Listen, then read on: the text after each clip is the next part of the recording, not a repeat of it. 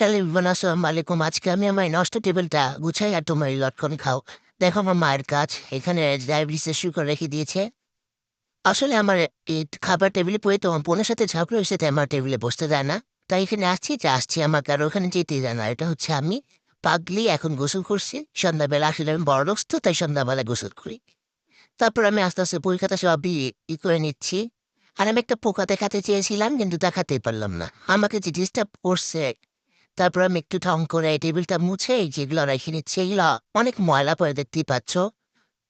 তারপরে আমি এই কাপড়টা বিছিয়ে নিলাম। আম্মুকে বলি যে কালো কাপড় দাও বা সাদা কাপড় দাও, বলে কি তুই নষ্ট করবে, আর কালো কাপড় আমার কাছে নেই।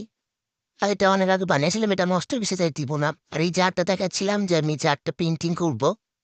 আর এখানে আমি আমার ম্যাথ বইটা পাচ্ছিলাম না। আমি খুবই চিন্তা বসলাম, কারণ কালকে ম্যাথ পরীক্ষা।